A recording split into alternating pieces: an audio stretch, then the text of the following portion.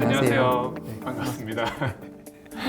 네, 오늘은 켄텍의 창의성 면접에 대해서 알아보고자 이 자리를 좀 마련했습니다. 너무 궁금합니다. 그렇죠. 많이 궁금하셨죠? 켄텍에서는 그동안 학생 여러분들의 역량을 발견할 수 있는 저희만의 창의성 면접을 개발하기 위해 노력했습니다. 오늘 그 궁금증을 풀어드리겠습니다. 근데 질문이 있어요. 창의성 면접이 정확히 뭐죠? 네, 켄텍의 면접은 크게 두 가지로 구성이 되어 있습니다. 하나는 여러분의 학교 생활기록부에 기록된 사항을 바탕으로 진행하는 학생부 기반 면접이 있고요. 다른 하나가 바로 창의성 면접입니다. 창의성 면접은 단지 수학과학 잘하는 학생을 뽑거나 성적이 좋은 학생을 뽑고 싶다 이런 것이 아니라 켄텍이 기대하고 키우고 싶은 인재상에 어울리는 학생을 저희가 발견하고 그러한 기회를 드리고자 마련한 새로운 형식의 면접입니다. 그럼 창의성 면접은 창의성을 평가하는 구조인가요? 예, 창의성 면접이 이름은 그런데 창의성 하나만을 평가하거나 측정해야겠다는 것은 또 아닙니다. 사실 창의성의 개념 자체도 굉장히 모호하고 이걸 개념화한 정의도 수십 가지가 됩니다. 그래서 창의성 면접은 지능을 검사하고 측정하는 IQ 테스트 같은 검사가 아닙니다. 그리고 창의성 하나만 검사하겠다 이런 것도 아니고요. 학생 여러분의 과학적 창의성을 포함해서 문제를 해결해가는 능력, 그리고 수학적 사고력과 인문학적 통찰력, 그리고 협업적 소통력을 종합적으로 평가해서 우리 학교에서 준비한 수업을 잘 소화할 수 있는 학생을 선발하는 그런 과정으로 생각하시면 될 것 같습니다. 그렇다면 학생의 자질을 종합적으로 평가하는 과정이군요. 네, 맞습니다. 네. 그럼 일단 문제를 풀고 정답을 맞추고 하는 그런 구조는 아닌 것 같아서 조금 마음이 편해졌어요. 그렇죠. 네. 그런데 이제 과학적 창의성은 생각을 자유롭게 하고 또는 독창적으로 새로운 아이디어나 해결책을 제시해 나가는 과정인 것 같고요. 네. 그리고 수학적 사고력은 논리적이면서 합리적인 판단을 하는지를 보는 것 같아요. 그리고 인문학적 통찰력은 협업적 소통력과 뭔가 관계가 있는 것 같은데 어떻게 그거를 보시게 될까요? 네, 맞습니다. 인문학적 통찰력이란 학생분들이 무슨 고전을 읽었는지, 철학 공부를 했는지 이런 걸 확인하겠다는 것은 아니고요. 내가 지금 에너지 기술을 공부하고 있는 근본적인 이유에 대해서 충분히 생각하고 모두에게 이로운 기술을 만들고자 하는 비전을 공유하는가, 그러한 인식이 있는지를 보고 싶은 겁니다. 우리가 궁극적으로 지향해야 하는 가치는 무엇일까요? 사람들이 에너지를 좀 더 편하고 안전하고 풍족하게 사용하면서도 기후변화 위기에 대처할 수 있는 그런 기술이 필요하지 않을까요? 아마 켄텍에 지원하는 학생들 중에 인문학적 통찰력이 부족한 학생들은 아마 없을 것 같아요. 어떻게 보면 가장 준비할 게 필요 없는 부분인데 이게 이름이 인문학적 통찰력, 이렇다 보니 괜히 어려워 보이는 것 같습니다. 학생 여러분, 인문학적 통찰력을 너무 어렵게 생각하지 마세요. 네, 그렇군요. 그럼 협업적 소통력이라는 것이 다른 사람과 얼마나 소통을 잘하고 대화할 수 있느냐 이런 거를 말씀하시는 것 같아요. 네, 맞습니다. 요즘은 연구도 그렇고 창업도 그렇고 혼자 일당백하는 시대는 아닌 것 같습니다. 워낙 모든 것이 고도화되어 있다 보니 각 분야의 전문가들과 협업을 통해서 일을 진행하는 것이 기본이고요. 그래서 소통에 능하고 협업을 잘 활용하는 것이 굉장히 중요한 덕목입니다. 같이 일하고 싶은 사람이 아니라면 큰일 하기는 어렵겠죠.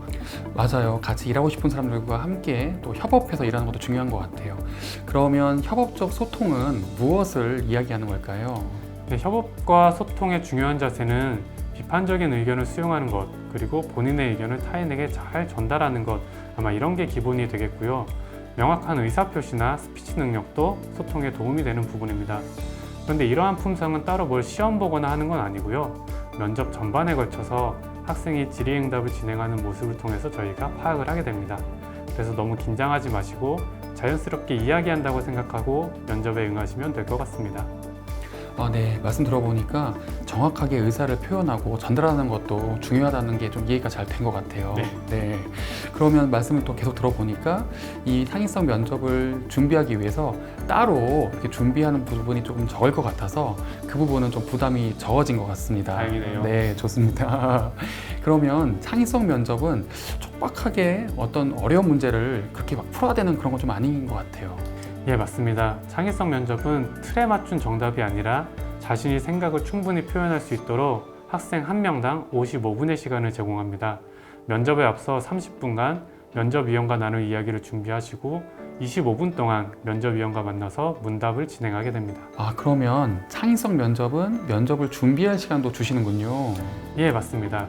30분 동안 충분히 본인만의 생각을 정리하고 또 남들과 다른 독창적인 아이디어도 만들어 보시고 그것이 이치에 맞는지 충분히 검토도 해보고 할 시간을 충분히 드립니다. 무척 흥미롭습니다. 그러면 창의성 면접의 예를 들어서 한번 더 보여주세요. 예, 물론입니다. 그래서 오늘 여러분께 켄텍의 창의성 면접이 어떤 형식인지 알려드리려고 예시 문제 하나를 가져왔습니다. 함께 언박싱 해볼까요? 예시 문제를 가져오셨다고요? 예. 보여주세요. 궁금합니다. 여기 있습니다. 짜잔.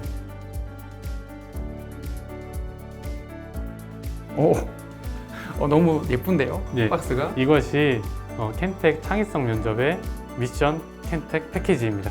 이거는 상자 같기도 하고 박스 같기도 하고. 네, 유튜브 보니까 뭐 이렇게 보여주시던데 저도 한번 이렇게 보여드렸는데요. 맞습니다. 이 안에는 카드와 문제지가 들어있는데요. 한번 열어볼까요? 네, 한번 열어보겠습니다. 제가 열어서 드리겠습니다.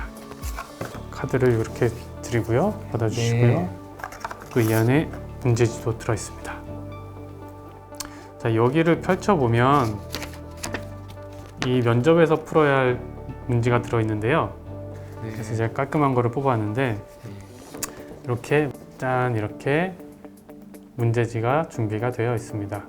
자, 문제를 보시면 총 3가지 문제가 있는데요. 같이 한번 풀어보면서 이야기를 해볼까요? 네. 첫 번째 문제는 그 카드 중에서 얘가 특징을 한번 말해보는 문제인데요.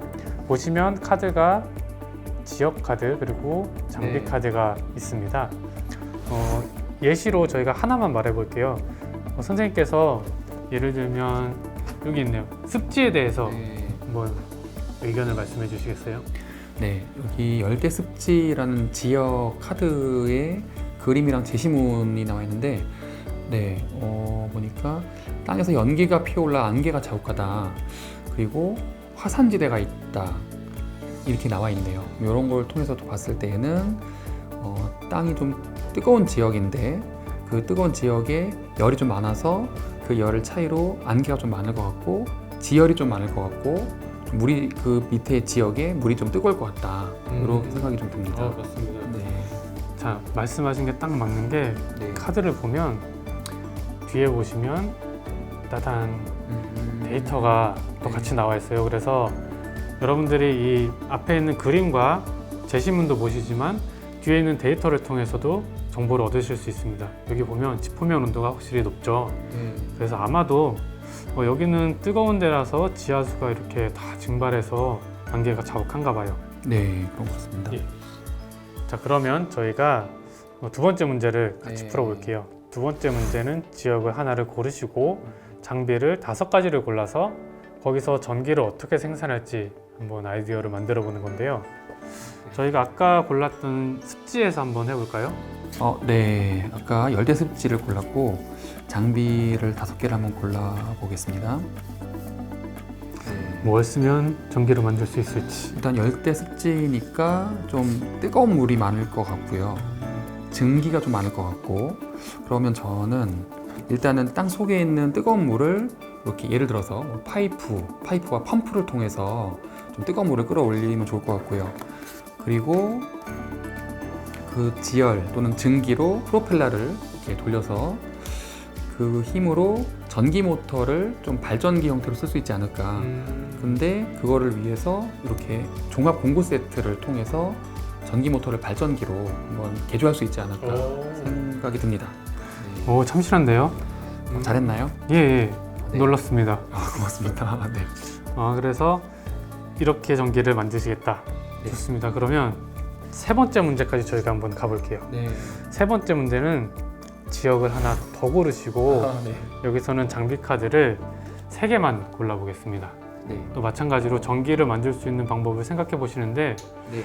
아까 만들었던 이 계획이랑 시너지를 한번 같이 시너지까지. 고려해 주시면 좋을 것 같아요. 그러면 시너지까지 한번 생각을 해볼게요. 네. 저는 아까 열대 습지와는 조금 달리 심해, 해양 카드를 한번 골라봤고요. 그림과 제시문을 보니까 이게 그림으로 봤을 때 이렇게 기포가 좀 뻥뻥뻥 올라오는 걸 보니까 천연가스가 좀 많을 것 같아요. 천연가스. 네, 그리고 여기 또 제시문을 보니까 또 화석이 질비하다라고 하면 또 이렇게 다 관련된 천연가스가 좀 더 많지 않을까라는 생각이 들었고, 가스다 보니까 저는 이제 또 추가로 고른 세 개의 장비는 액화기를 통해서 기체를 액체로 좀 바꾸고 그 에너지원을 수송선을 통해서 저장 탱크로 이렇게 실어서 좀 옮길 수 있지 않을까 생각이 들었습니다. 훌륭하신데요. 그런가요? 네. 근데 제가 궁금한 게 네. 그러면 시너지는 어떻게 한번 저희가 노려볼 수 있을까요? 네. 일단은 아까 심해해양에 사용했던 이 장비라던가 수송선의 어떤 이 장비를 좀 활용을 할 수 있는 게 여기 열대 습지의 제시문을 보니까 마지막에 이렇게 나무들이 무성하고 매캐한 냄새가 난다.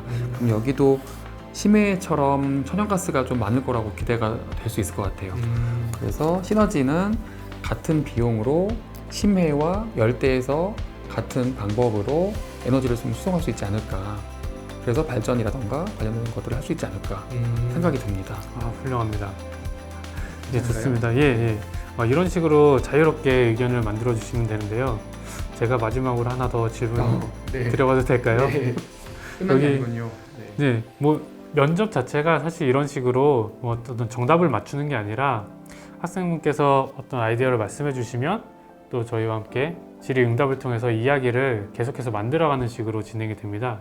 그런 차원에서 네. 저도 질문을 하나 드려보자면 네. 열대 습지를 고르셨는데 여기가 습하잖아요. 네. 그럼 여기서 어떤 그 생산 시설을 딱 만들 수 있을까요? 땅이 너무 질퍽할 것 같은데 네. 어떻게 방법이 없을까요? 열대습지라서 진흙도 많고 땅도 좀 탄탄하지 않을 것 같아요.